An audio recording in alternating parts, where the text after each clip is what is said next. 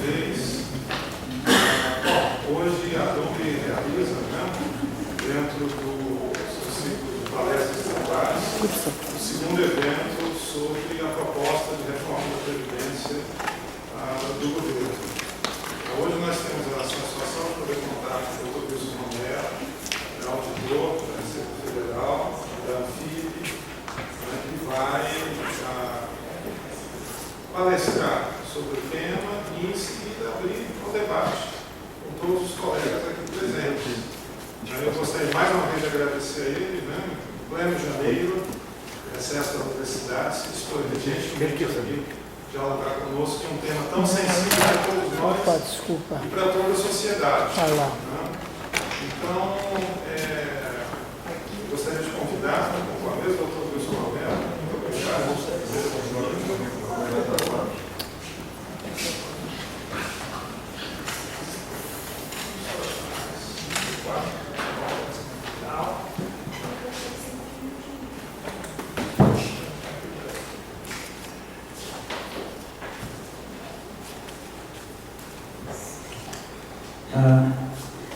Bom dia a todos e todas, bom dia meus caros professores, técnicos que nesse período de recesso vêm nos partilhar dessa preocupação que é extremamente relevante, eu acho que é fundamental, que é a própria RUNG, a própria Associação de Universidades da Universidade de Brasília, eu acho que está trazendo a oportunidade de que não só professores, mas acho que cada um de nós, se pudermos depois multiplicar isso para o nosso vizinho, para o nosso amigo, para o nosso filho, para o nosso neto, o quão importante é a preparação para, quando se pede a capacidade laborativa, ter um pouco de dignidade.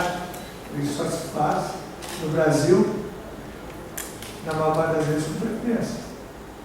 Ou com previdência privada, a qual nós vamos lá fazer um pé de meia, aportarmos recursos ao longo do tempo.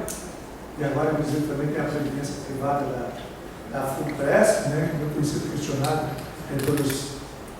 pelos colegas da ANTES, mas principalmente se formos buscar um investimento para juntarmos um pouco de recurso, para quando chegar lá pelos 60, 70, e agora parece que ele quer aposente bem mais tarde, quase 80, ou nem aposente, temos um dinheirinho para poder ainda comprar um remédio ou ter um pouquinho mais de recursos para poder viajar um pouco, para aproveitar um pouco mais a vida.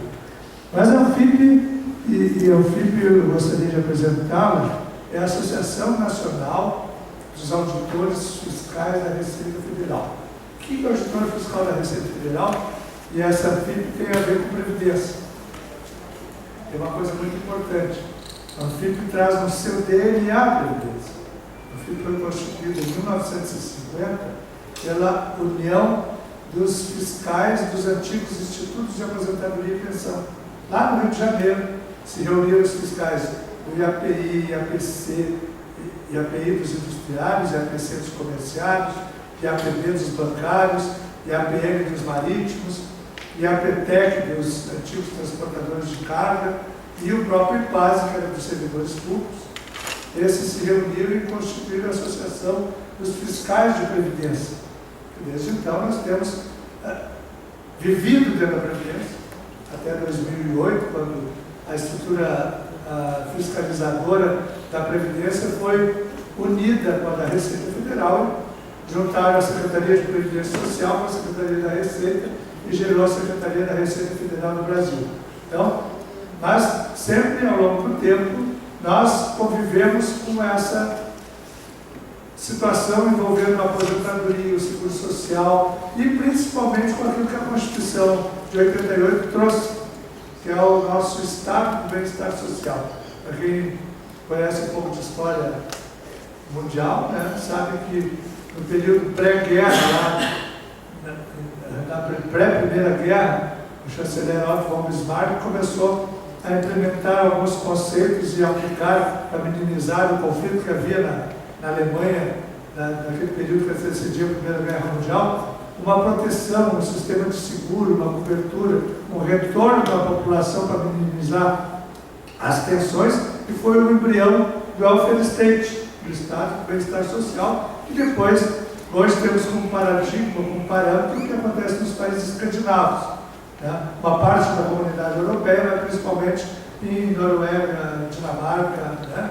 e por aí vai. Mas, principalmente porque a Constituição de 88, quem participou da outra reunião, que o advogado Leandro apresentou, deve ter falado um pouco disso, trouxe a Constituição Cidadã, incorporou o conceito de Estado do Bem-Estar Social, que eu tenho chamado o nosso Estado do Bem-Estar Social Tupiniquim, né? Que é a nossa Seguridade Social. E essa Seguridade Social, no Brasil, se consolidou tendo 3 ramos de atuação, 3 pernas, um tripé que é mantido por um conjunto de fontes de financiamento. Nós vamos falar um pouquinho mais sobre isso. Esse tripé abrange ações na área da assistência social, na área da saúde pública e na área da previdência. E tem recursos próprios, constitucionalmente destinados a isso. E eu trouxe aí, inclusive, um panfleto que foi elaborado anteriormente à proposta de emenda constitucional, que faz esse cotejo. E a FIP faz essa comparação a partir dos números oficiais do governo há mais de 15 anos. Mais precisamente, há 16 anos, que a FIP analisa a execução do orçamento da Seguridade Social. A partir dos dados do Sistema de Administração Financeira da União, ela recupera, com uma equipe de economistas, de especialistas em orçamento, tudo o quanto houve de arrecadação daquilo que está determinado na Constituição e elenca também todos os demais, os programas sociais dessa Seguridade Social, desse nosso Estado do Bem-Estar Social. E a Seguridade, aí vocês podem ver, tem todas as aposentadorias dos servidores públicos, não, porque os servidores públicos são do artigo 40 da Constituição, mas tem da iniciativa privada, do homem do campo, do homem da cidade, da assistência social, que abrange o benefício de prestação continuada, aquele para o idoso e para o deficiente, que a renda familiar tem um determinado limite, que está em situação de pobreza ou de necessidade, o Bolsa Família, o seguro-desemprego e a própria saúde, que lá na Constituição está dizendo assim, é dever do Estado e direito de todos, uma ironia, né? Do jeito que anda, a mazela que anda a saúde pública brasileira. Vamos passar esses slides para vocês, algumas coisas nós vamos passar mais rapidamente, depois ao final a gente recupera alguns tópicos da PEC, da proposta de emenda constitucional 287, que é, obviamente, nós temos dito que ela é extremamente, digamos assim, violenta, porque ela está atingindo, em especial, o trabalhador, a nova geração, mas principalmente o trabalhador menos aquinhoado na sociedade, o trabalhador que tem menor ou piores condições de trabalho, e inclusive colocando nesse rol o trabalhador do campo. Deixa eu ver onde é que eu avanço aqui, não certo. Trancou? Bom, principalmente uma questão, e eu vou sentar, os senhores me desculpem para acompanhar e também já olhando os slides. O Brasil não sabe o que é previdência. O Brasil não conhece. O professor aqui também não sabe. Muitos, como não é do seu métier, só vão se preocupar com a aposentadoria. Há pouco estava discutindo, estava conversando com um dos senhores aqui ali na entrada, e disse assim, olha, não averbei meu tempo. Isso se qualquer coisa acontecer, ou lamentavelmente um infortúnio, não está garantido todo o elenco de contribuições, tá? Para fazer jus, eventualmente, à pensão ou um benefício por qualquer infortúnio, benefício de risco. Por quê? Porque não estão lá efetivamente complementados ou averbados dos tempos anteriores, que todo mundo tem que correr a fazer agora, tá? Quem não averbou seus tempos lá, desde rural, fora do país, na iniciativa privada, corra fazer isso, porque daqui a pouco, com essas mudanças todas, o Ministério do Planejamento, a estrutura de recursos humanos de cada unidade, inclusive da própria ONB, começa a criar restrições e empecilhos para que possam averbar esse tempo. Daqui a pouco aos 60, 65 anos, ou antes disso, como muitos podem já estar, vão usufruir da transição, vão poder fazer jus à aposentadoria. Bom, o país não sabe que a Previdência, a população como um todo desconhece, por isso que é importante quando o governo, e hoje também tem uma pesquisa do SPC, eu acho, SPC, não, da Serasa, dizendo que, além de desconhecer, cerca de 60% de cerca de 3 mil pesquisados também estão rejeitando a reforma. Perfeito, nós também estamos rejeitando.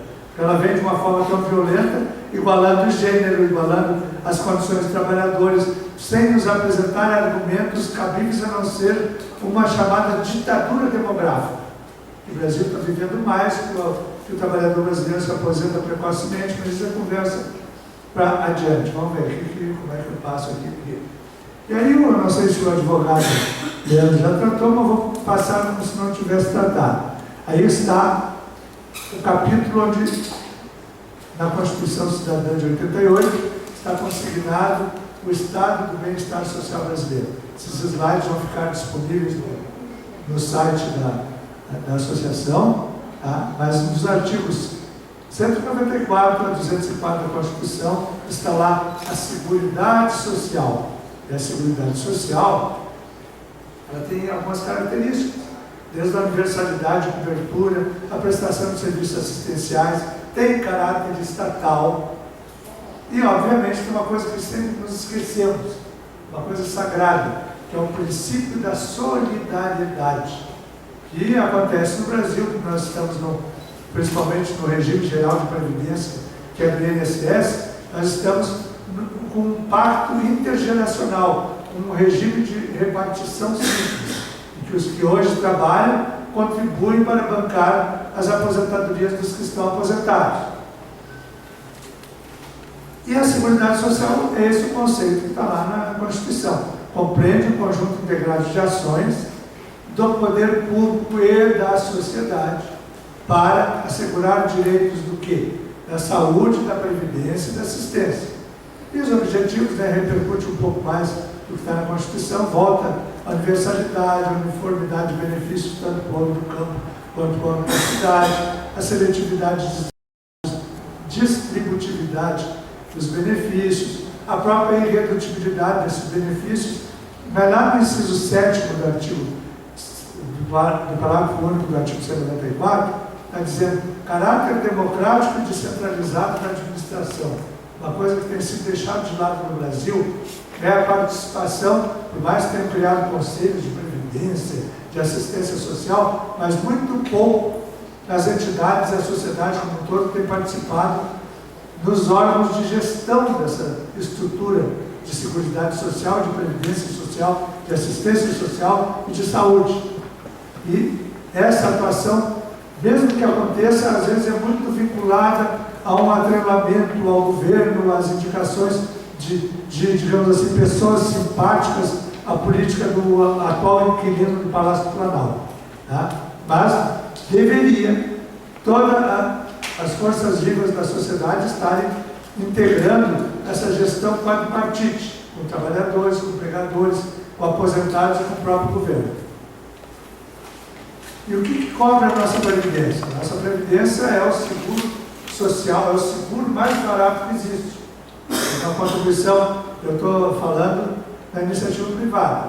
E com 11% de contribuição se banca isso de salário de cada um.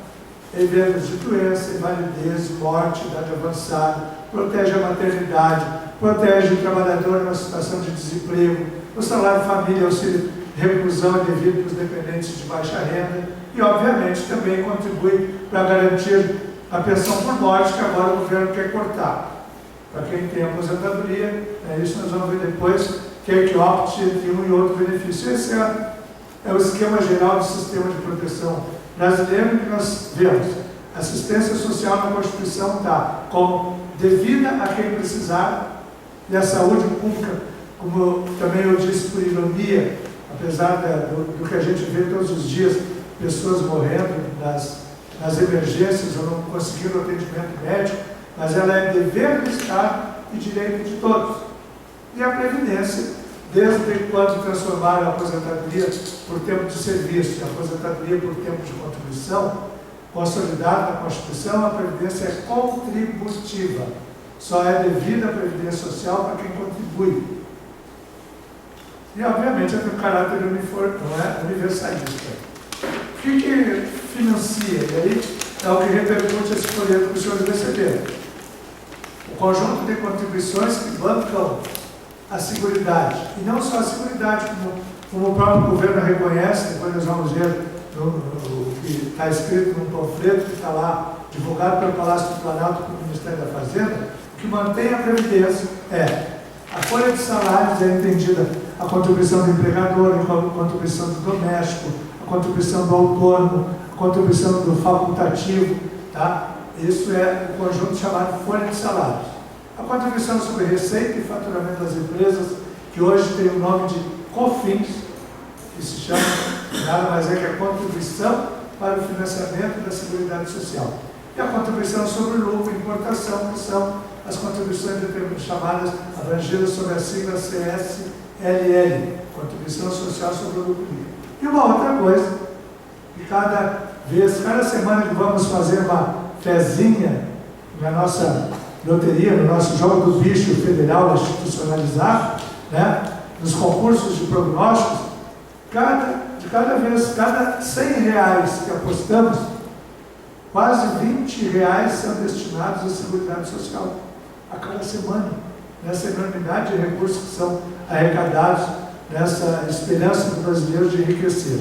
Se eu vou pular, e aí só explicando rapidamente o que são as contribuições, né? Fato gerador da contribuição é a folha de salários, né, essa da folha.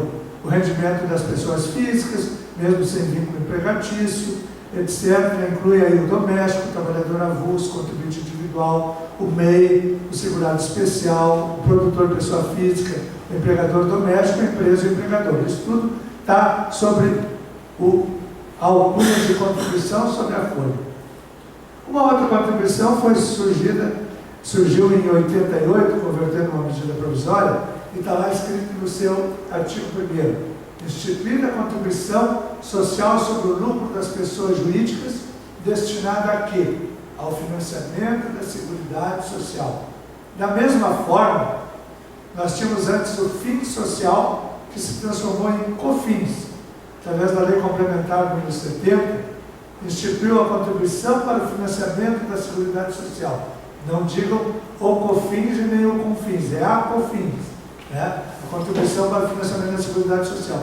E quando se criou, e continua até hoje, no artigo 1º diz: fica instituída a contribuição social para o financiamento da Seguridade Social destinada exclusivamente às despesas com atividades fins das áreas da saúde, previdência e assistência social.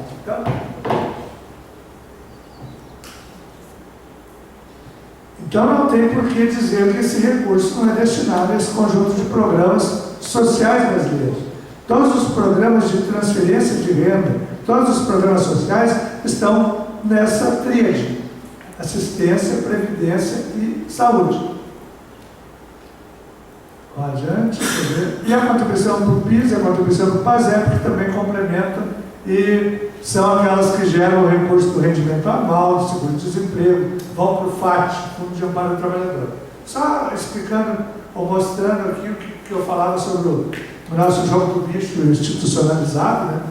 A cada momento, e aqui nós temos a distribuição da arrecadação de Mega Sena aqui na Loto, dupla Sena. Cada 100 reais apostados ainda esse ano está indo para o Fundo Nacional de Cultura R$ 3, para o Comitê Olímpico e Paralímpico R$ 2,70, para o FIES, para o Fundo Penitenciário, para a Comissão dos Lotéricos, e o cidadão, o sortudo ganhador, ele tem uma das maiores cargas tributárias sobre esse prêmio. Porque de cada 100 reais que arrecadaram, 68,3 fica com o governo. 68% do arrecadado fica com o governo, ele só leva 31. 31 de cada 100 arrecadado nessa dessa nossa loteria de cada semana aí. E para a Seguridade vai quase 20%, 18% do arrecadado vai a cada semana para o cofre da União juntar-se aos recursos do orçamento da Seguridade Social. O que é a UFIP? Daí eu volto a reprisar que nós trouxemos alguns exemplares. Há 16 anos nós fazemos a análise da Seguridade Social. E essa análise da Seguridade Social, como vocês veem nesse panfleto que receberam, reporta exatamente isso, que em 2014 se arrecadou 687 bilhões da Receita Previdenciária Líquida, da COFINS, da CSLL, do PIS/PASEP, das receitas das loterias, outras receitas dos órgãos da Seguridade. Em 2015, os 687 se transformaram em 694 bilhões. Isso foi destinado a quê? Foi destinado aos programas sociais. Também estão aí benefícios previdenciários urbanos, benefícios rurais, as compensações dos regimes próprios. O que é isso? Aqueles trabalhadores que tinham tempo na iniciativa privada e depois se aposentaram no serviço público. A cada ano tem que fazer a compensação entre um regime e o outro. E aí, no caso, foram despendidos do regime geral cerca de 2 bilhões de quem avergou tempo na iniciativa privada no serviço público. Tem os benefícios assistenciais da Lei Orgânica da Assistência Social, da Renda Mensal Vitalícia, tanto devido para idosos quanto para deficientes. Tem as despesas da saúde, que são 94 bilhões, o Ministério do Desenvolvimento Social, do próprio Ministério da Previdência, o Bolsa Família, o Seguro-Desemprego, está aí nas outras ações do FAT.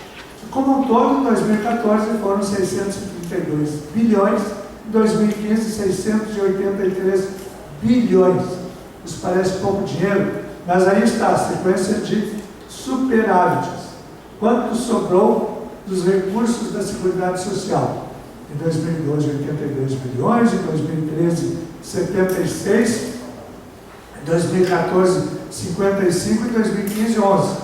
E assim por diante. Por que baixou tanto para 11? Porque já se sentiu o efeito, primeiro, de continuar elevando os benefícios naquela política do salário mínimo, em que devia contar a elevação do PIB e mais a correção da inflação de 2 anos, né, o PIB de 2 anos antes, mais a inflação do ano, que encaminhou para que superasse a inflação, o que abrange a maior parte dos benefícios da Previdência, que é o de salário mínimo. E, ao mesmo tempo, já sofrendo os efeitos da crise, com o aumento do desemprego e com os efeitos também da desoneração da folha. Fizeram ou trouxeram um impacto muito forte às receitas, mas também às despesas de aposentadoria. Mas sobrou dinheiro, e onde é que vai esse dinheiro? Isso é o que nós temos revelado e denunciado ao longo do tempo. O governo se apropria, antes se apropriava de 20% das contribuições sociais.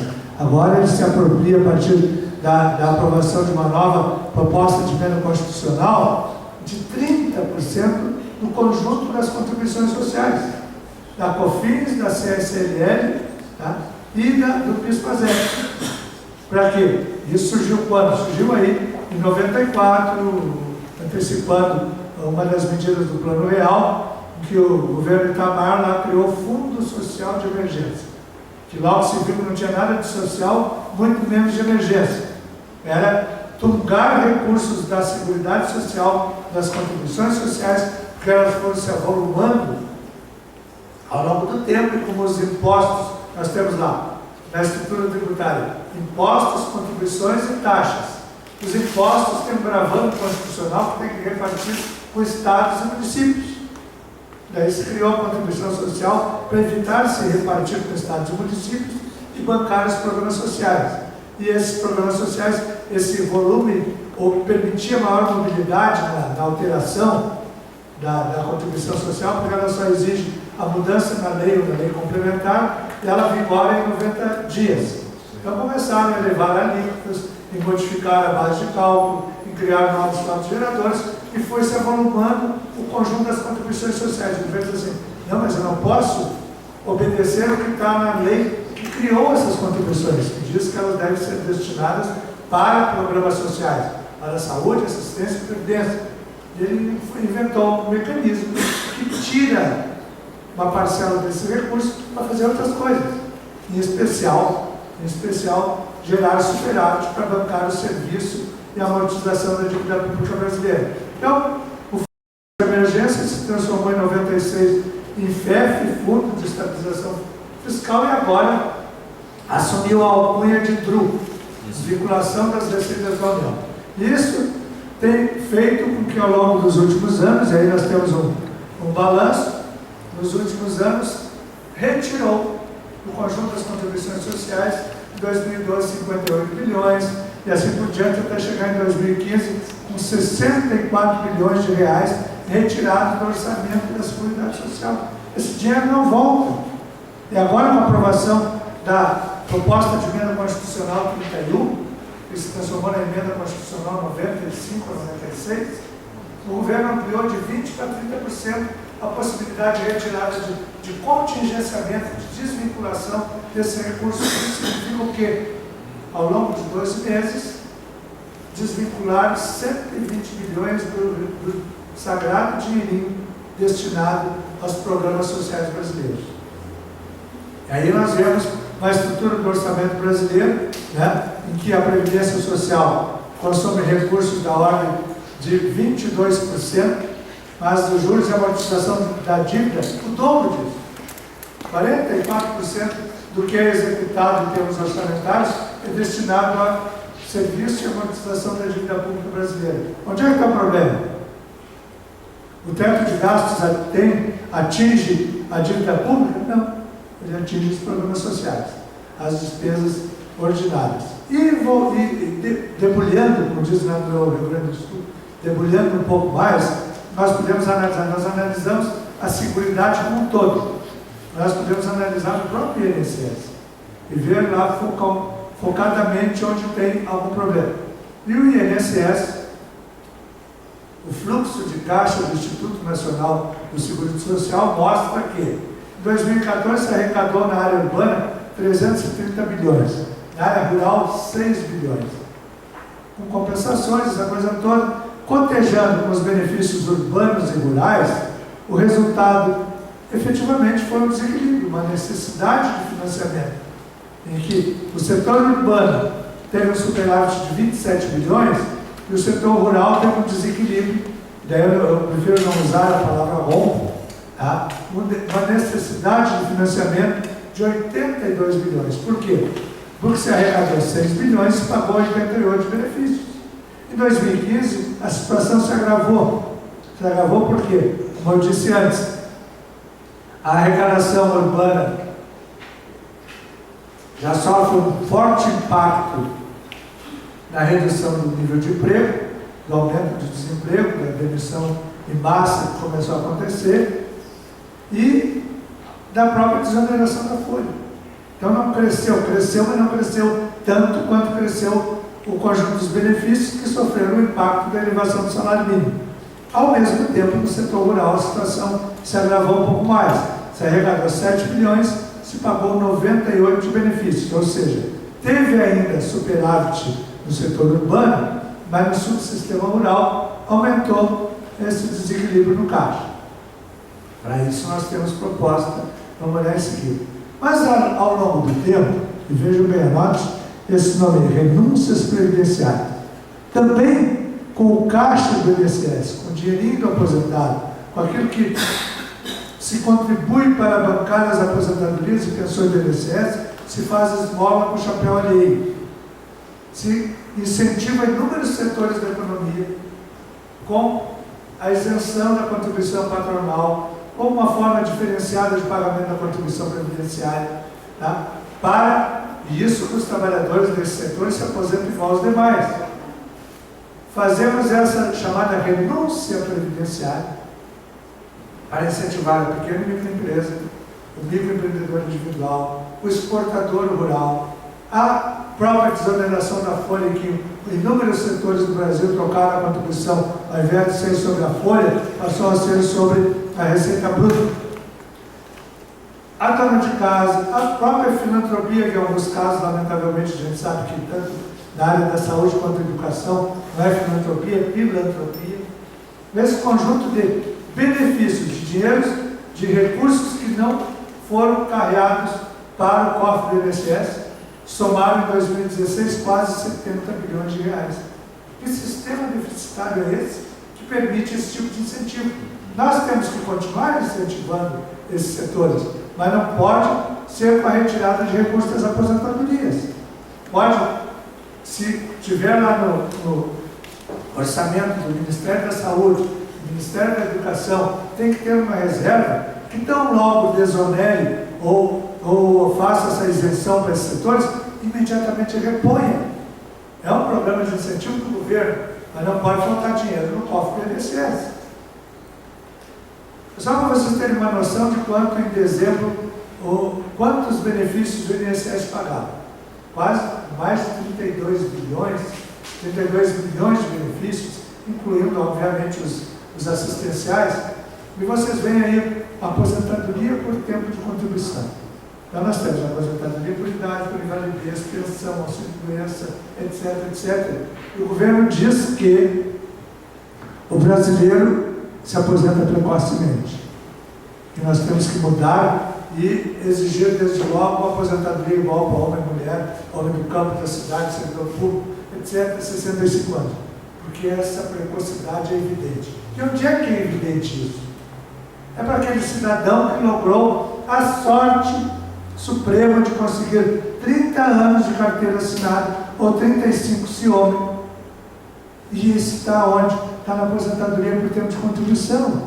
Somente cerca de 17% dos beneficiários são aqueles que geram a condição do governo dizer que houve aposentadoria precoce. É o cidadão que começou a trabalhar aos 16 anos, mais 35, ele terá 51 anos de idade, se homem, e poderá se aposentar nessa data. Mas isso é raridade, é uma situação rara na estrutura de desequilíbrio, de sazonalidade, de problemas de crises sucessivas, pelo menos dentro do Brasil. Então, somente o governo vai fazer uma vara funda, mudando a idade mínima para atingir cerca de 16 ou 17% dos atuais beneficiários do sistema. Por quê? E volto, como é que eu volto?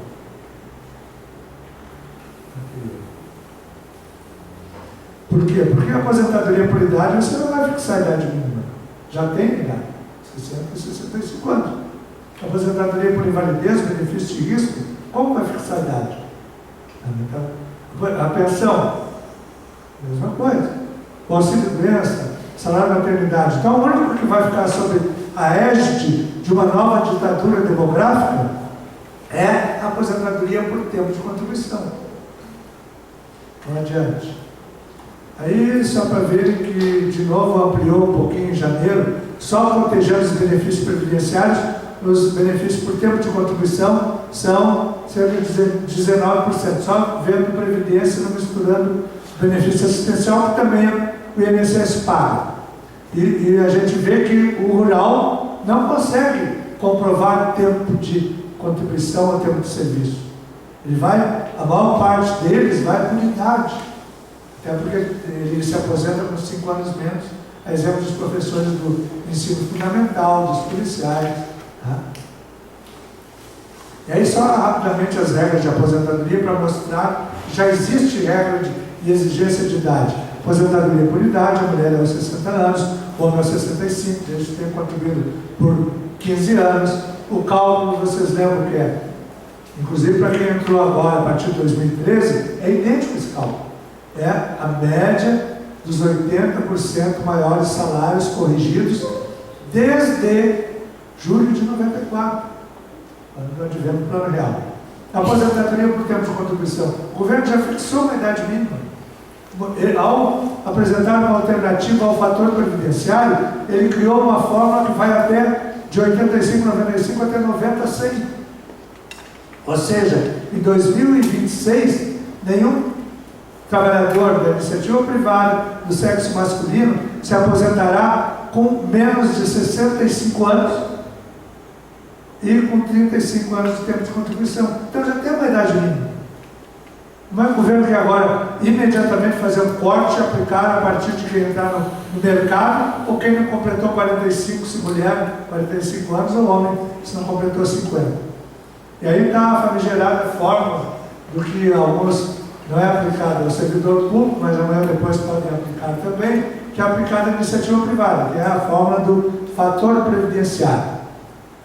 E aí faz o tempo de contribuição, desde o número de anos que contribuiu, e vocês podem ver que tem um numerador, denominador, né? Ajude os professores de matemática. Né?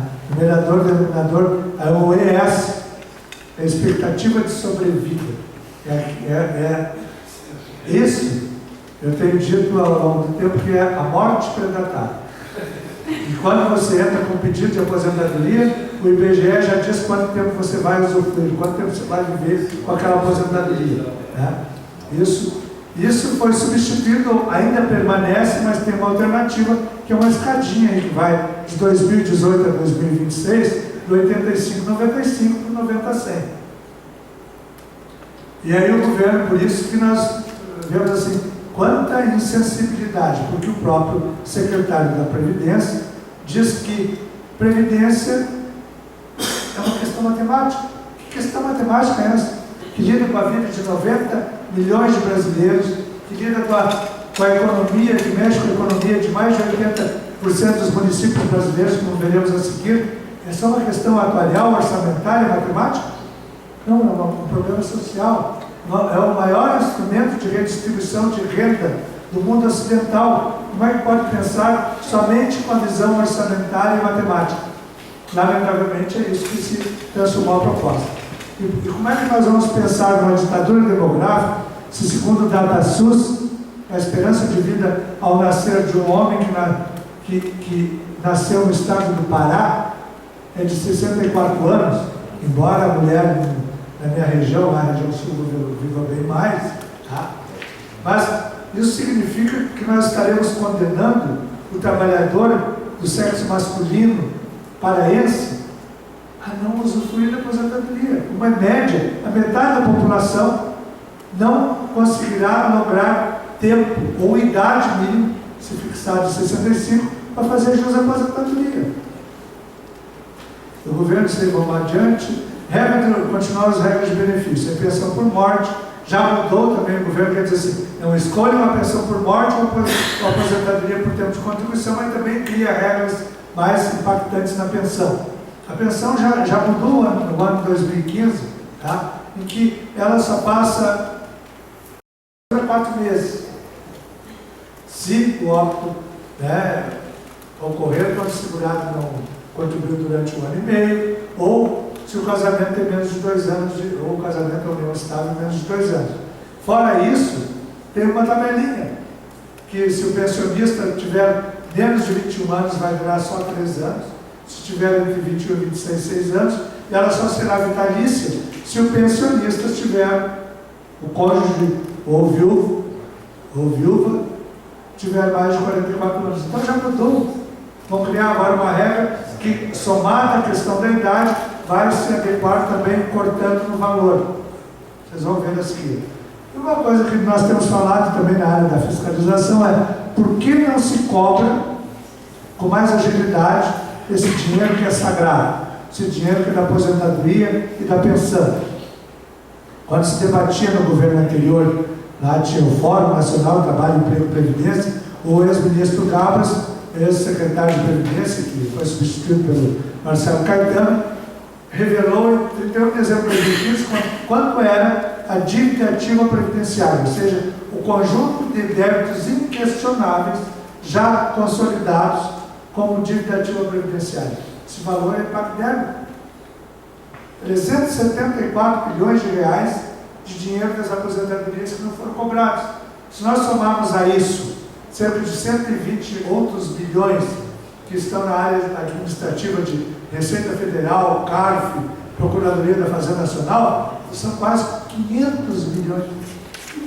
Tem que alguém movimentar, agilizar essa cobrança, por mais que a própria Procuradoria reconheça que 70 bilhões desses 374 são de recuperabilidade remota, nós temos ainda mais de 300 bilhões que tem que vir a público buscar o recurso ou alienar os imóveis que foram apreendidos para garantir essa dívida, mas ela tem que voltar a quem de direito. E o que tem sido ao longo do tempo, eu fico tendido, desculpa eu estar interessando vocês, mas já vamos chegar nas reformas, ao longo do tempo, desde da PEC 33, do governo Fernando Henrique, eu fico dizendo que todas as mudanças que buscam alterar regras na Previdência Social, sempre tem um fito maior. O senhor mercado comanda isso. O senhor mercado exige essa mudança para adequar, mas acima de tudo para quê? Para abocanhar uma fatia cada vez maior dos recursos da Previdência. Porque quem movimenta 500, 600 bilhões ao ano, cada 10% que puder levar para o sistema privado, para a instituição financeira, é um grande ganho. Isso tem acontecido e um dos exemplos está muito claro aqui. Principalmente nas entidades de previdência complementar fechada, que são os fundos das estatais, mas não só das estatais, algumas categorias profissionais, como advogados, engenheiros, algumas regiões, e empresas privadas estão criando fundos de pensão para complementar a aposentadoria dos seus trabalhadores. Nesses fundos de pensão, entre 97 e 2015, tiveram um crescimento de 851%. Obviamente que muito fruto dessa ameaça, e a todo dia nós vemos manchetes no jornal dizendo assim, previdência privada se movimenta a partir das ameaças de reforma da Previdência. Por quê? Porque o próprio governo faz o anti-marketing da Previdência Social. Ele aterroriza o trabalhador. Quem poderia se aposentar com um pouquinho mais, garantindo mais um ano, não um corte tão abrupto em razão do fator previdenciário, ou quem aqui tem condições saudáveis de vida, que poderia ficar trabalhando um pouco mais, se dedicando à universidade, diz assim, não vou ficar aqui me atordoando, eu vou me aposentar logo, cuidar da família, da vida, das minhas condições e esquecer isso, porque amanhã depois, até o próprio direito adquirido não é mais direito adquirido. Uma cláusula pétrea da Constituição eles podem relativizar, apesar de termos um presidente hoje constitucionalista. E aí tem um exemplo muito claro do que era a menina dos olhos das mudanças previdenciárias no início da década de 80. Em 81, a Previdência chilena foi totalmente privatizada. Os trabalhadores, os empregados no Chile, passaram eles somente a contribuir para os AFPs. E tinha a promessa, na época, de que quando se aposentasse, depois de uma geração, eles teriam, no mínimo, 70% a 80% da última renda. Passada uma geração, se vê que os chilenos estão nas ruas. Por quê? Porque isso foi um grande engodo. A privatização da Previdência chilena redundou em miserabilização do trabalhador aposentado. Ele, ao se aposentar, no máximo consegue 30% ou 40% do seu último salário nativo. Por quê? Porque, efetivamente, quando se tem recursos ofertados em quantidade, os investimentos se supervalorizam, mas quando se vai buscar liquidez desse investimento, é óbvio que, e ao mesmo tempo, ao longo desse período, deve ter sofrido o problema que aconteceu aqui nos fundos de pensão, revelados há pouco numa CPI.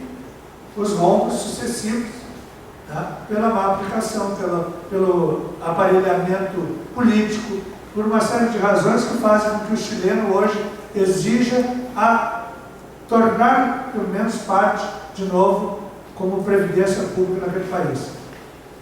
Uma outra coisa que nós temos revelado, então tem que efetivamente fazer com que essa imobiliária previdência se desimobilize, venda esses imóveis, transforme em recursos para garantir aposentadorias e pensões. E aí está o elenco dos 5.685 imóveis pertencentes ao INSS, isso é dado de dezembro de 2015, ele tem 3.400 irregulares e ainda consome 17 milhões ao ano com manutenção, 3 milhões ao ano com condomínio. Então, isso é o dinheiro que está saindo da onde? O dinheiro da aposentadoria e da pensão.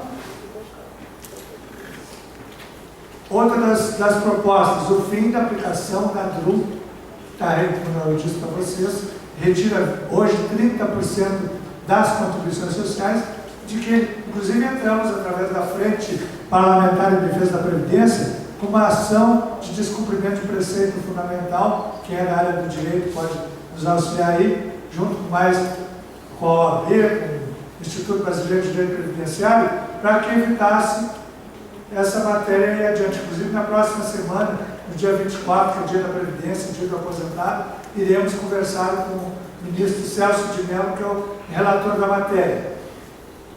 Uma das propostas, a de número 5, é efetivamente criar mecanismos mais ágeis de cobrança da dívida ativa previdenciária. Melhorar a fiscalização da Previdência. Desde quando unificaram Previdência com Receita Federal, quando em 2007 criaram a Secretaria da Receita Previdenciária, depois a Secretaria da Receita Federal, juntaram as duas, naquela época tinha 4.200 auditores fiscais da Previdência voltados ao combate da sonegação e da inadimplência da contribuição previdenciária. Hoje, dentro da estrutura da Receita, somente 900. Então, foi deixado em segundo plano, deixado de lado esse trabalho que é fundamental, que tem uma importância, um papel social relevantíssimo. E, obviamente, nós temos que revisar as alíquotas para o setor de agronegócio.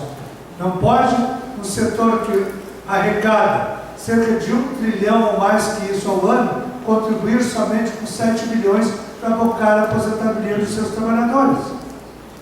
Uma outra proposta, que daí veio da Força Sindical, a de número 8, diz que ao regulamentar os bingos e jogos de azar, deveria já destinar uma parcela importante da arrecadação das receitas fiscais para a Seguridade. Nós, apesar de termos aceito por pressão do debate com as centrais, vemos com muita restrição essa possibilidade de regulamentar jogos de azar, a criação de cassinos, bingos no Brasil, porque nós sabemos que é uma influência muito grande de grupos econômicos americanos, do Oriente Médio, mas além de tudo, porque esse novo mercado com certeza vai propiciar uma série de crimes também. Não só a lavagem de dinheiro, a prostituição, o tráfico de drogas, e uma coisa que tem um impacto muito grande sob o ponto de vista de qualidade do homem brasileiro, a ludopatia, que vai onerar esse vício no jogo, vai com certeza causar uma série de danos à sociedade, às famílias, a uma conjuntura toda, que vai exigir depois assistência, tanto médica quanto social, a quem virar um viciado, né, desse novo mercado que for institucionalizado. Uma coisa que aí é a proposta da Anfip, de que se recrie o Ministério da Previdência, mas acima de tudo, de repente vamos avançar um pouco, vamos criar o Ministério da Seguridade Social, por consequência, exemplo que existe nos Correios, postais, criar o Banco da Seguridade Social. Um banco onde lá se concentrem todos os pagamentos dos programas sociais. Se paga a aposentadoria, se paga assistência social, se paga o Bolsa Família, se paga o seguro-desemprego, e ao mesmo tempo permitiria ter um controle melhor do cadastro de todos os beneficiários desse controle, dos programas sociais brasileiros. É óbvio que uma iniciativa dessas vai ter restrições, colocada na rua vai ter um ataque muito grande do sistema financeiro. O sistema financeiro vai perder a oportunidade, se isso for adiante, de movimentar os bilhões de reais que faz ao longo do ano. Vamos avançar aqui. Só uma notícia. A Anfip reuniu desde outubro passado, a Anfip e a Fundação Anfip de Seguridade Social, nós temos uma série de estudiosos sob a coordenação de Denise Gentil, da UFRJ, e o Eduardo Faiani, da Unicamp, e aí tem estudiosos do DIEESE, do próprio Ministério do Planejamento, da PUC de São Paulo, da OAB, do IPEA, do Instituto Brasileiro de Direito Previdenciário. Reunimos esses estudiosos lá na Anfip, já fizeram 5 ou 6 reuniões, para o quê? para que eles apresentassem propostas de inclusão social a partir da atual estrutura de seguro social. Finaliza, na próxima semana, esse trabalho. Nós, juntamente com o DIES, iremos divulgar, levar às centrais sindicais, mas, acima de tudo, esse documento servirá de contraponto à proposta de reforma da Previdência, que são essas aqui. A PEC 287 traz, e quem tiver tempo e condições, entre no site do Ministério da Fazenda, fazenda.gov.br. Lá está assim: perguntas e respostas sobre a reforma da Previdência. Tem uma pergunta lá muito clara: de onde vêm os recursos da Previdência Social?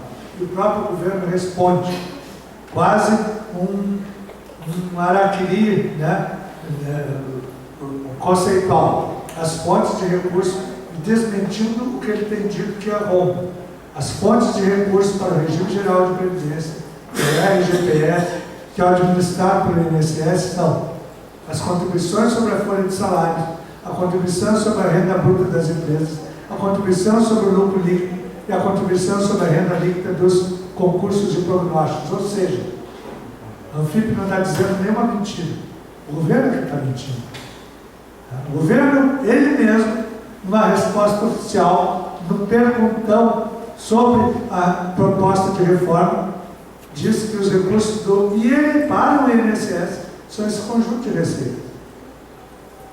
Adiante, ele esclarece: e os regimes próprios de previdência? São dos servidores públicos. São mantidos com o quê? Isso é lá do artigo 40. São mantidos com a contribuição do servidor público ativo, aposentado e pensionistas e do ente federativo. E isso é até a contribuição do servidor público ativo se justifica. No Brasil se criou essa jabuticaba, que é a contribuição do servidor aposentado e pensionista. Poderíamos até defender a do aposentado, que seria para garantir a pensão, mas a do pensionista para quê? Para garantir a porta do céu? Então, as regras principais da proposta apresentada. Os senhores já viram, decantado, quem está preocupado, quem está na transição, quem não está na transição, quem chegou agora, todo mundo vai ser atingido. Exceto aqueles que, segundo o governo, já fazem jus à aposentadoria integral proporcional pelas regras da emenda 20, 41 e 47. Quem já está ganhando o chamado pé na cova. Eu sou um deles. Então, a unificação das regras com o regime geral e regime próprio, com regras de transição, acabou com a aposentadoria por idade e a aposentadoria por tempo de contribuição. Não existirá no vocabulário previdenciário brasileiro a aposentadoria por idade ou a aposentadoria por tempo de contribuição. Existirá somente a aposentadoria voluntária, que é por idade mínima de 65 anos, desde que tenha contribuído por 25. Quem entrar agora, ou quem tem menos de 45 anos se mulher, de 50 se homem, a regra é essa. Como diz o Arnaldo, a regra é clara.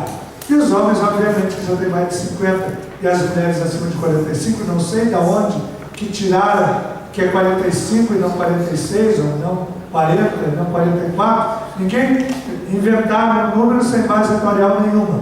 Simplesmente largaram 45 e 50, tá? Sem a mínima justificativa, dizendo que esse é o corte. Todos esses trabalhadores que estão na ativa deverão contribuir com o tempo adicional do tempo que falta para completar a atual regra de aposentadoria. Como é que vai ser calculada a aposentadoria?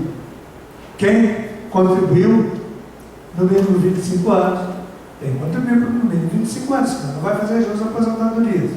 Vai receber o quê?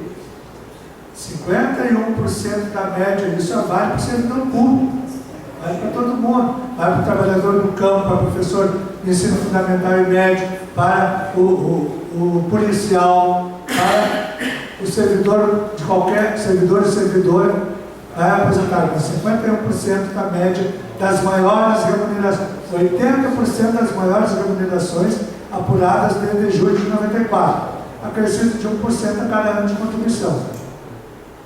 Só terá aposentadoria integral quem lograr a sorte de comprovar 49 anos de contribuição. E a aposentadoria integral não é o último salário, é o total auferido por essa média, 100% do valor do salário e benefício. Não é o último salário, mas sim o valor integral da média dos 80% maiores, das maiores contribuições, remunerações. Acaba, obviamente, a aposentadoria dos policiais, as atividades prejudiciais à saúde terão que ter um RPP, né? Um programa um laudo dizendo a situação daquela pessoa que sofreu ou trabalhou a atividade danosa à saúde, para efetivamente comprovar essa redução no seu tempo de aposentadoria. Obviamente que isso vai ser regrado posteriormente. Fim das aposentadorias integrais, né, para novos servidores, todos terão o teto do INSS até o teto. Mesmo que ganhe mais, quem aqui está discutindo se adere ou não a FUNPRESP, a Proifes é a favor, o antes é contra, tá? Analise bem, porque só haverá o teto, mas isso, por mais que você ganhe 8, 9, 10 mil reais, não está lhe garantindo o teto do INSS. Está lhe garantindo que, apurando todas as remunerações desde julho de 94, ou período menor, se começou a trabalhar depois, vai se corrigir essas remunerações e vai se calcular pegando um bloco de 80%, as 80% maiores. As 80% maiores vão gerar, normalmente não chegam ao teto do INSS.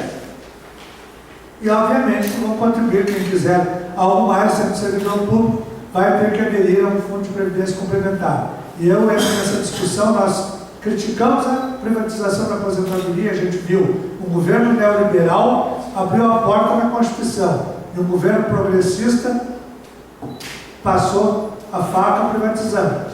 Foi o governo Fernando Henrique que colocou na Constituição e o governo Lula que aprovou a privatização, criando a Previdência Complementar, na lei complementar que institucionalizou. Então, um complementou ou completou o serviço do outro. Ninguém é virgem do tempo. Assim como diz assim, olha, o governo foi retirado. Não, ele também estava debatendo a reforma da Previdência nos mesmos moldes que estão sendo propostos agora. O governo anterior também tinha, sobre o antigo secretário, com o mesmo parâmetro, inclusive com os mesmos consultores na Câmara dos Deputados. Então, na privatização, nós entramos inclusive com uma ADIM contra essa mudança e obrigatoriedade da Previdência Complementar, mas se você for analisar no mercado hoje, eu não quero me alinhar a esta ou aquela corrente, analise bem. O servidor público, para ter um complemento de aposentadoria, além dos R$ 5.100 e R$ 200 que passou o teto do INSS, ele contribuirá com um percentual até 8,5% desse excedente. Se ele quiser buscar no mercado algo semelhante, ele vai pegar esses 8,5% e ele aplicar no Tesouro Direto, na Bolsa, não sei aonde. A vantagem que tem é que neste sistema de FUNPRESP há uma partida dobrada, o governo complementa. Em nenhuma outra aplicação haverá esse complemento. Então, analise bem se não é melhor já pegar também o dinheirinho do ente público para aplicar juntamente nesse fundo de pensão, por mais temerário que seja o fundo de pensão. Tá? Porque o mercado também é temerário. O único que não é temerário é aplicar na poupança, que é uma garantia também até determinado limite. Tá? O importante é fazer com que as entidades nacionais participem da governança do fundo de pensão. Nós, na última eleição e na atual, estamos propondo, nós inclusive compusemos lá com outras entidades, inclusive da área do magistério, para integrar o Conselho Deliberativo, o Conselho Fiscal, né? E aos poucos acompanhar mais de perto o que está acontecendo com o fundo de pensão. Os futuros parlamentares, né, vão seguir as mesmas regras, o próprio legislativo vai definir como é que será essa transição. Aí uma outra regra trazida pela reforma proibida a acumulação de 2 ou mais benefícios, né, a não ser o professor e quem exerce uma outra, né, professor e área médica que pode ter acumulação. O trabalhador rural também muda radicalmente. A mulher do campo vai ser a mais atingida, com certeza. Tá? que vai, de fato, contribuir no mínimo 25, idade mínima de 65. A pensão por morte, muito pouco. Qual é hoje a pensão? É 70%. Se nós colocarmos na regra atual, ou o que vão propor, é 50% mais 10% por dependente. Se só ficar um dependente, ou só um beneficiário, só a viúva, ganha 50% mais 10%. Se for além do viúvo ou da viúva, mais filhos dependentes ou outros, né, tutelados, vai ter 10% para cada um. Quando ele perder essa condição por ter atingido a idade, não vai acontecer como acontece hoje. Reverter para a pensionista principal, vai simplesmente se eliminar a cota. Ou seja, ao fim e ao cabo, o máximo da pensão para o viúvo ou para a viúva será 60%. Isso, inclusive, com uma nova regra. Não é mais paridade e integralidade, é ajustado pelo mesmo índice do salário mínimo. O benefício de prestação continuada, que é uma regra que hoje está na Constituição, que é um benefício que terá valor inferior ao salário mínimo, a partir da aprovação da medida, com certeza tornará mais miserável quem já é miserável. O deficiente, o idoso, sem renda mínima, sem condição de subsistência, em pouco tempo não terá essa renda mínima oficial garantida. E uma regra que está lá, explícita na proposta, mas que a gente também tem que ter cuidado, que todos os que já tenham preenchido os requisitos para a aposentadoria pelas atuais regras, terão os mesmos garantidos. Não haverá, não sofrerá a ruptura exigida pelo novo a nova orientação constitucional. E também cria uma regra lá que pode aumentar a cada ano que mudar a expectativa de sobrevida, que vocês já viram que é a morte pré-datada, né, que eu tinha falado, tá? Expectativa de sobrevida da população brasileira a partir de 5 anos, depois da PEC promulgada, vai ser majorado também ou a idade mínima exigida para todos os regimes. Isso é uma regra que estamos colocando na Constituição. Como é que tramita a emenda? Muitos estão descrentes que essa proposta não vai ser aprovada. Muito pelo contrário. Preocupe-se. A proposta será aprovada. O governo montou uma estrutura de centrão, de comando, que aprovou uma proposta muito mais grave, que é a PEC do teto de gastos. Como é que não vai aprovar essa, por mais que mexa com a vida das pessoas? A PEC do teto de gastos tem mais abrangente. A proposta previdenciária não mexe com quem já está aposentado, não mexe com, ou aplica uma nova regra para quem está entrando no mercado de trabalho, mas, ao fim e ao cabo, mexe com pessoas.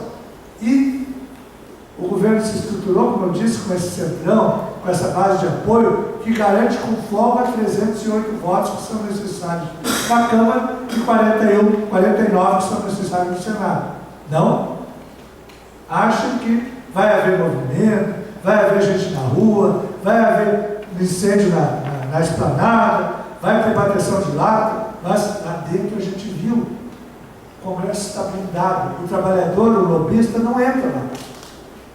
Nós vamos ter um trabalho muito importante junto com as nossas nacionais, junto com cada bancada, tem que pegar aqui, se organizar a UNB, os seus docentes, junto com outras categorias, e começar a procurar, porque a bancada federal do DF, que vai ter o voto para aprovar a reforma. E esse vai ser como? Uma comissão especial, instalada então logo, volte ou eleja a mesa da Câmara na primeira, na segunda semana de fevereiro, que ela vai ter o quê? Até 10 sessões para apresentar emendas. As emendas não são simples. Nós queremos minimizar os efeitos. Não adianta a gente dizer não à reforma. Nós temos que trabalhar para minimizar o impacto dessa reforma, que ela vai passar, de uma forma ou de outra. Vai ter que ter emendas com o quê? Com 171 assinaturas dos parlamentares. Cobrem do antes. Se organizem. Se organizem e não adianta cada entidade fazer as suas emendas. Eu acho que teriam que os movimentos sociais tinham que estar integrados para concentrar forças em algumas emendas para minimizar os efeitos da transição, para não ter um corte tão abrupto na regra de aposentadoria e uma série de outras coisas. Mas aí, nessa comissão especial, terá até 40 sessões para apresentar o relatório. Se for o Rodrigo Maia, presidente da Câmara, ele diz que em março está com a reforma aprovada. Ela, como toda a proposta de emenda constitucional, são 2 turnos no plenário da Câmara, onde tem que ter no mínimo 308 votos, vai ao Senado, onde uma comissão também tem outras 10 sessões para apresentação de emendas, essa coisa toda, e também uma votação em 2 turnos para aprovar com 49 votos. Então, a coisa está andando. Não se deixem, digamos assim, de estar alertas. É fundamental cada vez mais socializar esse tipo de informação que nós estamos trazendo. Nós temos que movimentar, esclarecer, explicar, dizer o quão perniciosa é a reforma, que, como eu tenho dito, se ela prosperar, como está sendo posta, ela é a implosão do Estado do bem-estar social brasileiro. Com isso, eu concluo e coloco à disposição do debate para vocês. Muito obrigado.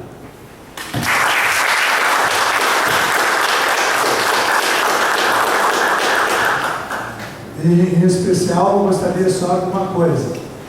Se houver perguntas, obviamente, não tem como, até porque a reforma vai ter mudanças, as propostas e as regras vão mudar, eu não teria e não gostaria de resolver casos particulares da minha aposentadoria, que tem tempo, que falta 2 meses, 1 ano. Há pouco eu recebi, porque nós estamos organizados já fazendo as emendas, né? Talvez aconteça isso aqui, ó. Né? Isso é uma brincadeirinha, vamos lá.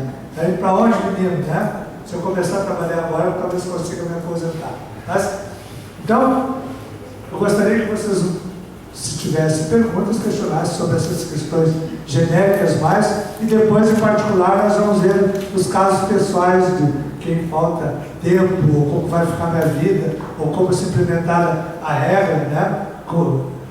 Me colocando, obviamente, à disposição. A professora Virgílio, pode comandar o... Pois não. Meu nome é Domingos, A Juliana, nós temos um microfone, né?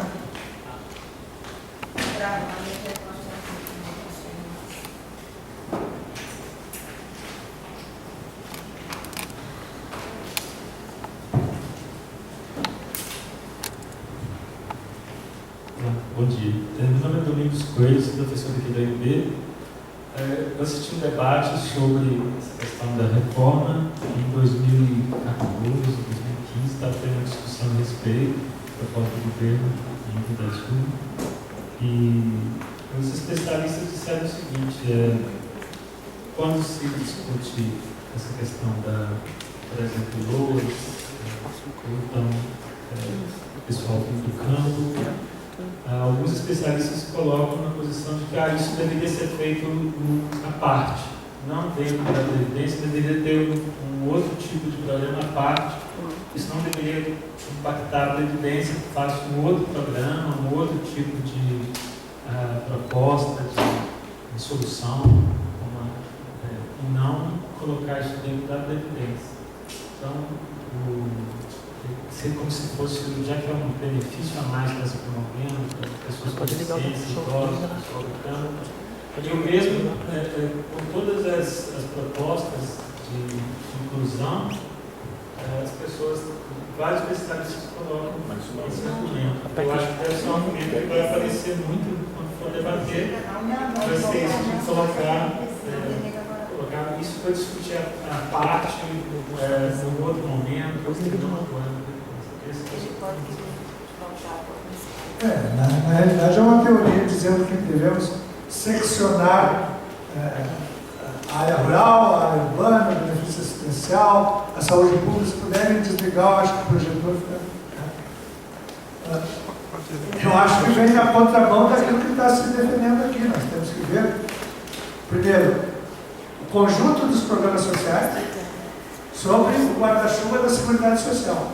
Se nós começarmos a tratar, apesar de termos regras específicas para cada setor, para a área assistencial, para o benefício assistencial, para o setor rural, para o para algumas categorias profissionais, nós temos que ter uma visão geral. Essa visão geral continua naquilo que temos defendido, que é todo o sistema de proteção social ao cidadão, seja ele trabalhador da iniciativa privada, trabalhador do serviço público, seja homem, seja mulher, tá? Seja do campo da cidade, todos têm que ser vistos de uma forma, respeitar a especificidade do seu trabalho, da sua atividade, mas não podemos sair fora. Se nós começarmos a tratar casos isoladamente, nós vamos, quem tiver mais poder de força, vai granjear mais benefícios, mais benesses, mais vantagens.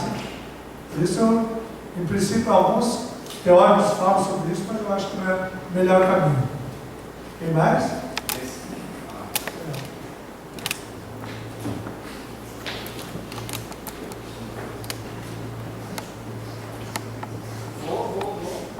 Sim, porque me pareceu que o seu discurso estava um pouco pessimista no final, quando se fez o encerramento, da possibilidade de ter sucesso, inclusive, na aprovação de emendas, né, dado o poder que se constituiu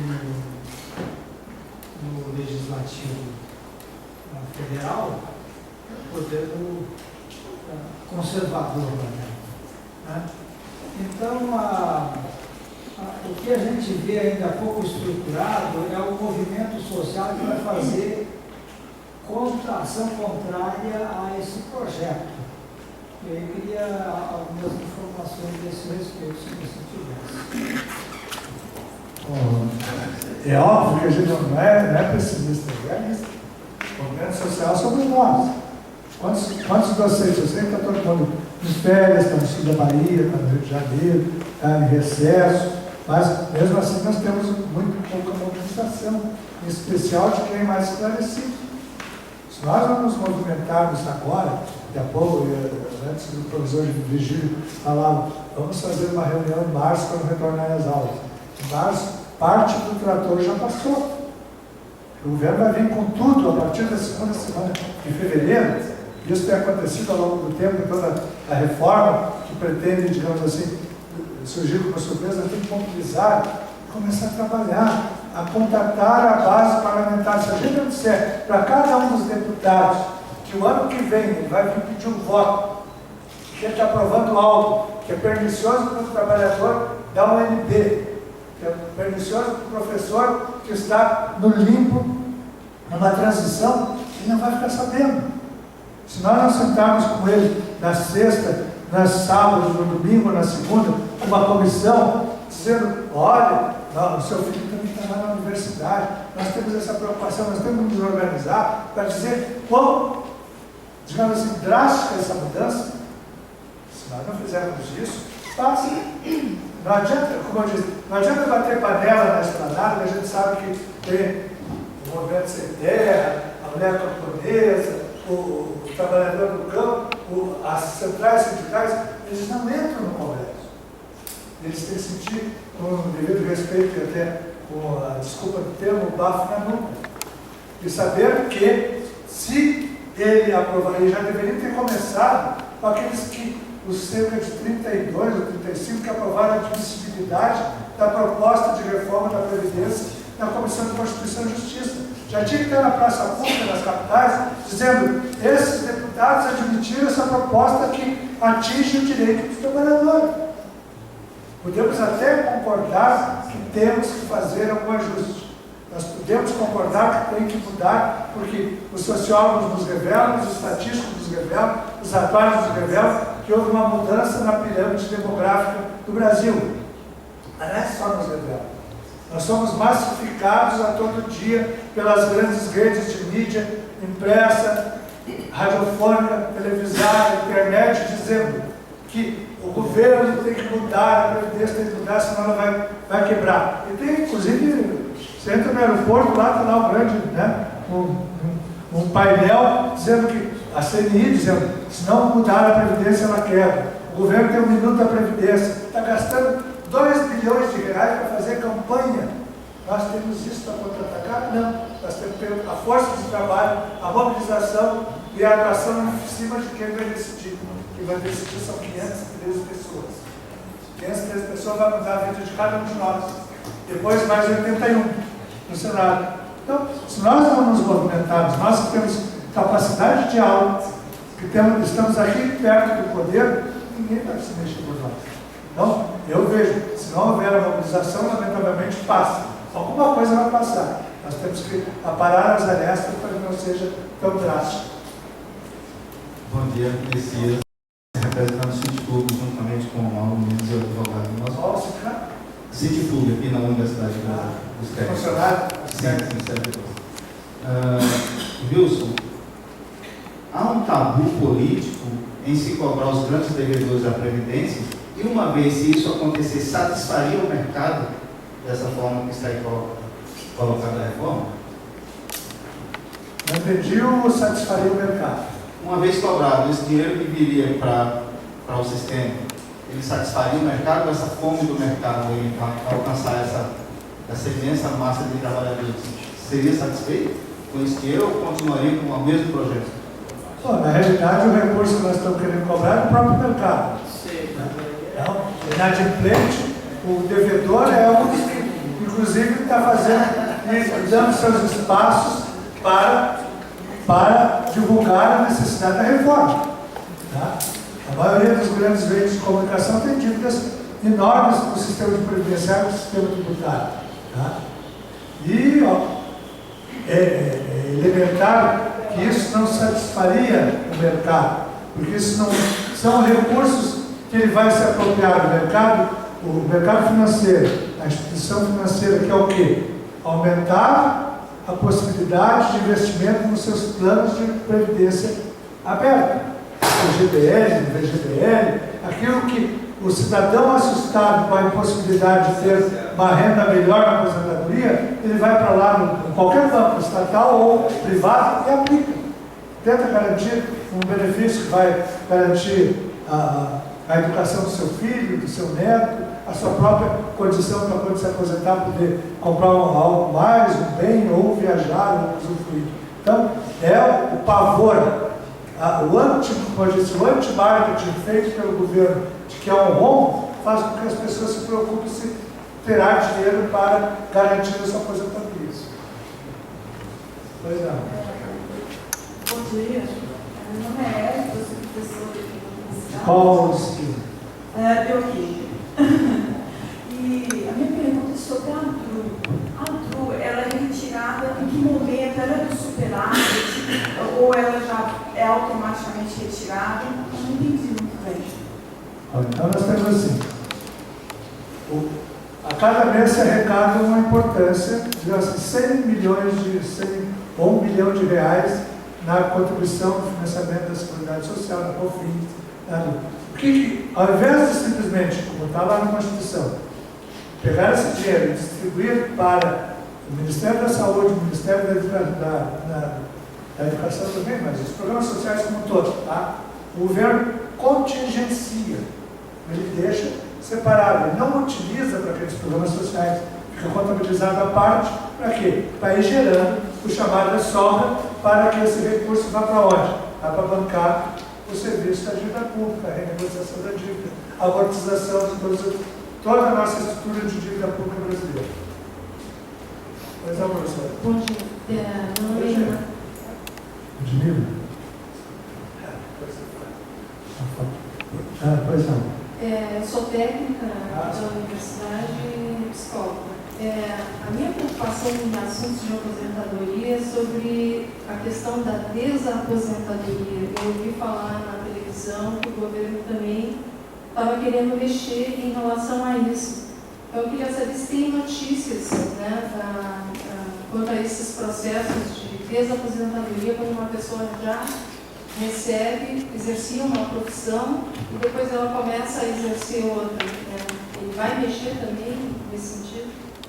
Se houvesse um julgamento do STF favorável à desaposentação, mas como ela já foi fulminada, o Supremo já decidiu que não será permitida a desaposentação, esse julgamento ocorrido em novembro, o governo colocaria uma proposta, uma emenda lá dizendo que fica proibido, não é vedada a desaposentação ou a recontagem do tempo. Mas como a matéria já foi sacramentada, essa matéria já não tem mais debate sobre o assunto. Tá? Mesmo o aposentado que volte a contribuir, não fará jus ao recálculo da sua aposentadoria. O Supremo já decidiu.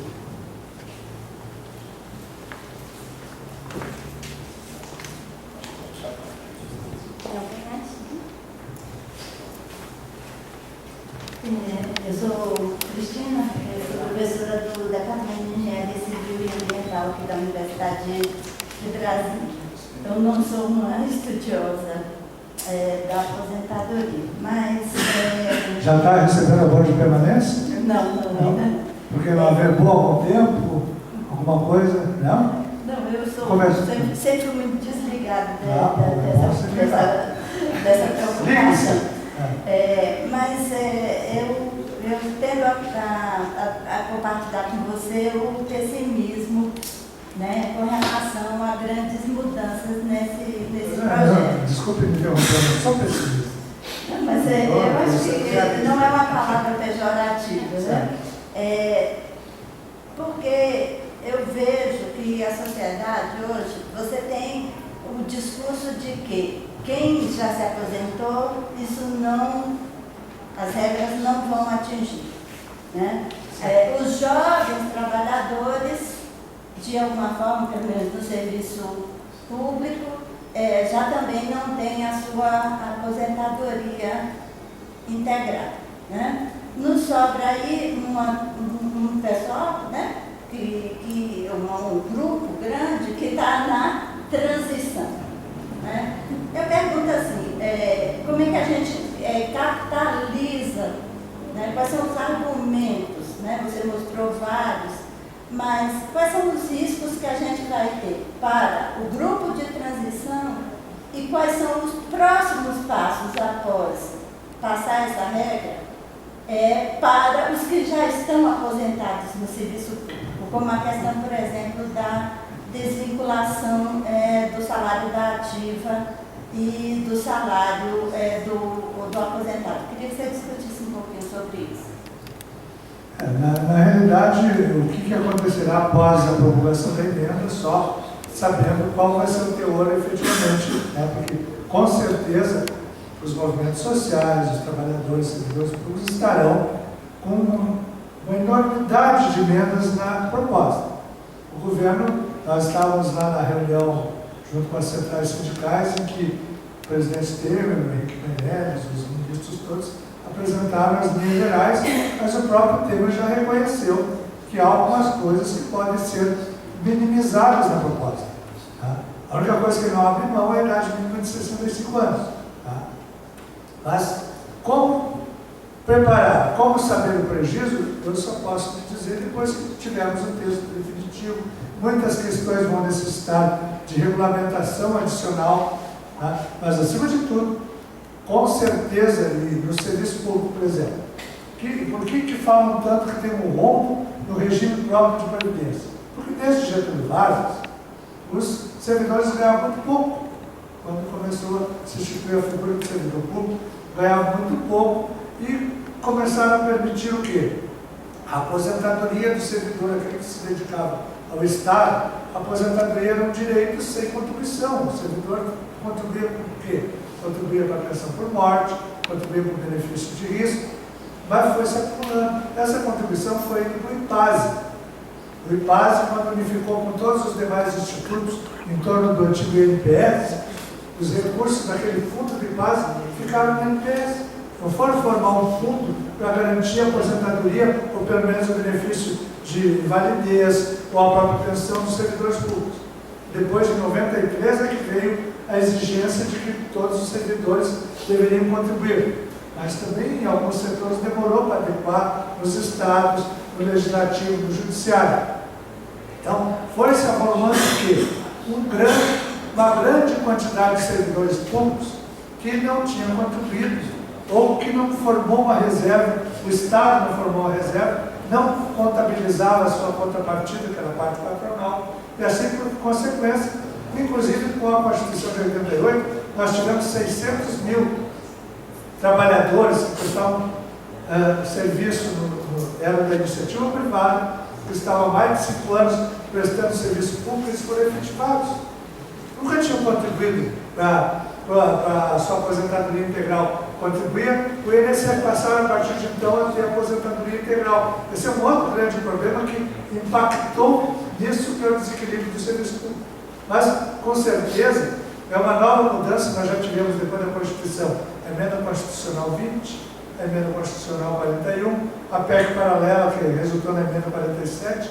A cada momento, algumas pessoas vão ser atingidas. Tá? O atual servidor que entrou depois de 2013, ele já está com a sua aposentadoria privatizada. Ele vai ter que trabalhar um pouco mais.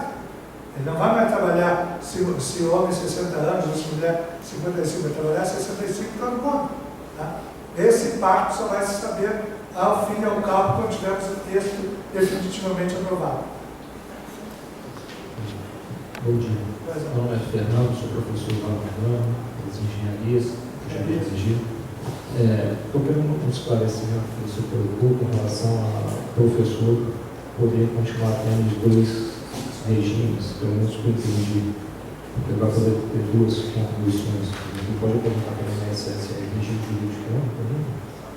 Primeira pergunta. Segunda, com relação a aumentar após 5 anos a revisão dos progressão de idade, né? Vai chegar algum momento que vai passar de 75 anos, sabe?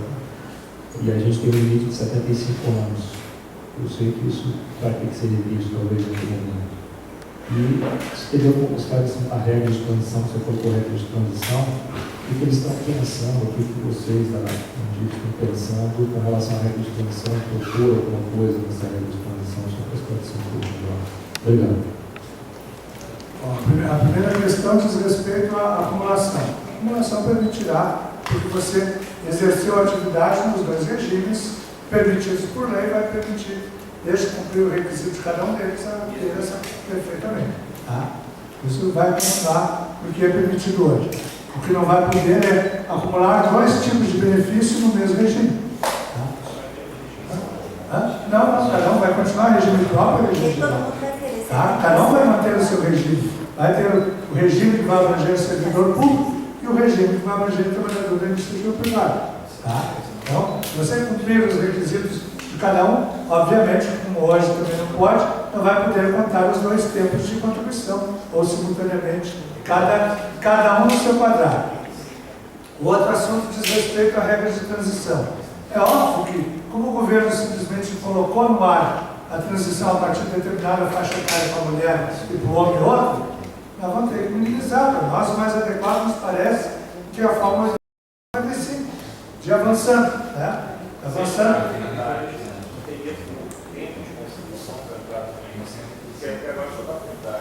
Vai ficar só a aposentadoria voluntária combinando idade com tempo de serviço. Não tempo de condição.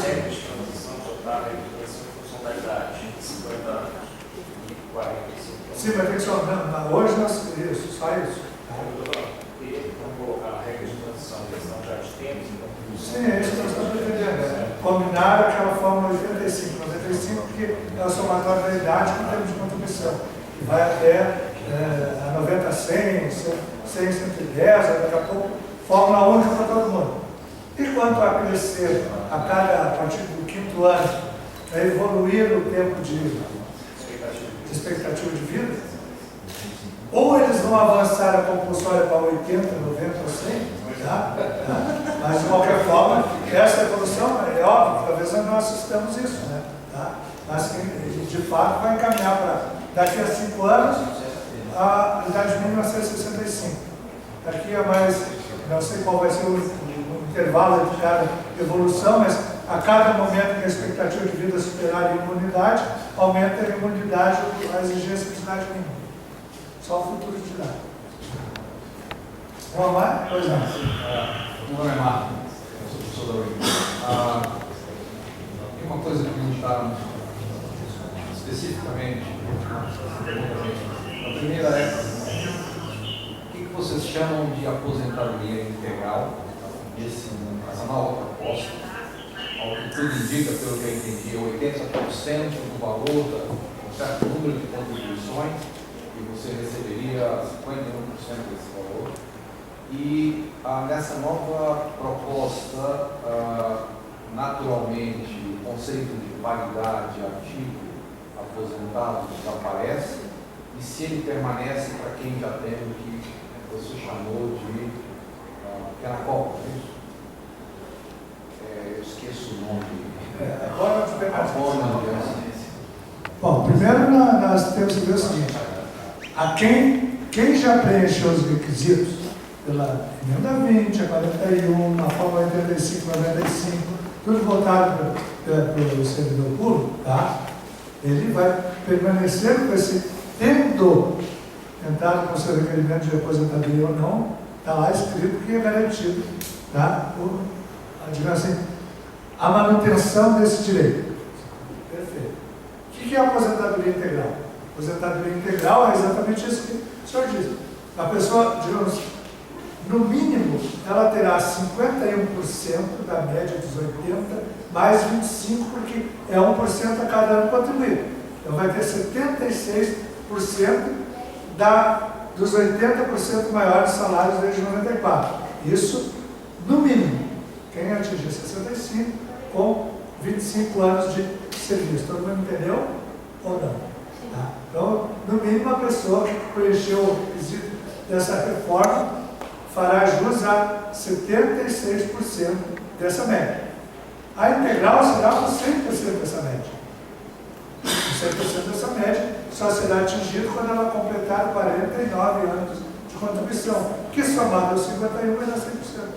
É essa a realidade. Mas para quem tem gera cova, carência, não, isso é aqueles que ingressaram no serviço público anteriormente a 2003, tá? Que já preencheram os requisitos pelas emendas 41 e 47 a fazer jus à paridade, à integralidade, vão continuar com esse direito. Esse sim. Isso não muda nada. Só acreditar no Amém. Pois não, Professora Ana Lúcia, da Faculdade de Medicina aqui da UNB. Eu gostaria de saber se o abono de permanência vai permanecer para todos que quiserem continuar no exercício da profissão, mesmo tendo tido o tempo, né, previsto nessa reforma. Tem uma proposta de emenda constitucional apresentada pelo governo anterior que acaba com a ponte permanência. Ela não foi adiante porque o governo percebeu que se colocasse isso em prática, 110 mil servidores públicos iam embora na hora. Nenhum vai ficar ganhando. A maior parte dos que fazem jus estão, por quê? Porque é 11%, pode aumentar para 14%. Nem o governo ainda nos deu aumento de 11%, né? Para poder garantir essa, digamos assim, essa perda de renda. A PEC não avançou, ela está na Comissão de Constituição e Justiça da Câmara e não vai para frente, senão o governo teria colocado nessa reforma também algo dizendo que não haverá mais abono de permanência. Pelo contrário, ele botou que todo aquele que preencher o requisito para aposentadoria poderá permanecer trabalhando, fazendo jus a uma importância que não é mais equivalente ao desconto, é até o valor do desconto. Tá? Alguns governos poderão fixar um percentual menor, depende de como ficar.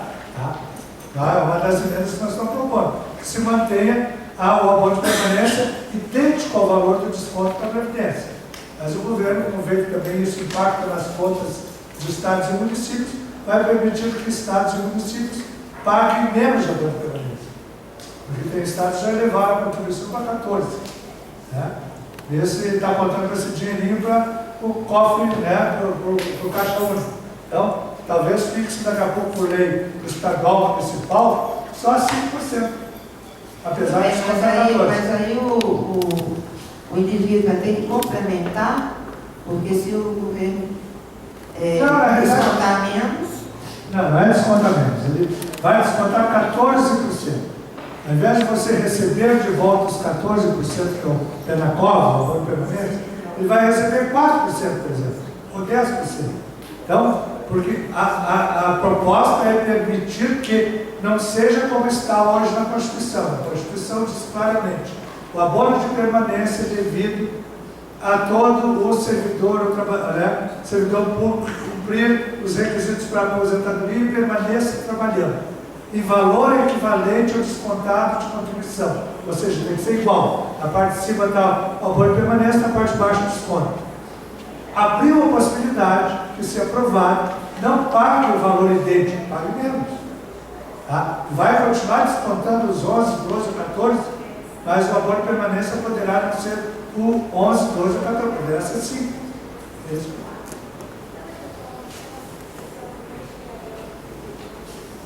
Mais algum questionamento? Professor Virgílio, eu acho que... Primeiro, eu quero de novo agradecer. Continuamos a casa FIP lá, casa de vocês todos, tá? Nós temos à disposição do e-mail presidência@fip.org.br ou romeiro@fip.org.br. Os técnicos, quando quiserem também fazer o debate, podem nos convidar, que estamos à disposição, e estamos à disposição de vocês, da ANS, do COIFES, de todos os segmentos. Eu acho que, acima de tudo, é importante nós continuarmos e ampliarmos esse debate. Acima de tudo, nos organizarmos para fazer pressão. Muito obrigado.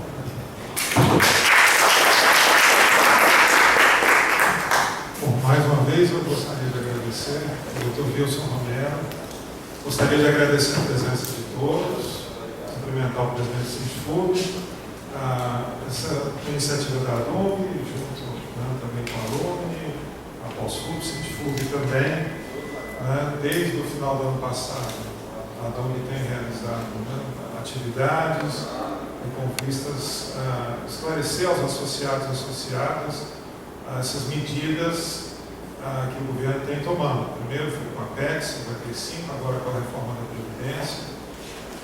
No debate da semana passada, nós comunicamos aos colegas, inclusive, que já no final do ano passado, a ADOME contactou o gabinete de todos os parlamentares do DF, com o propósito de perguntar qual a posição deles sobre a reforma da Previdência.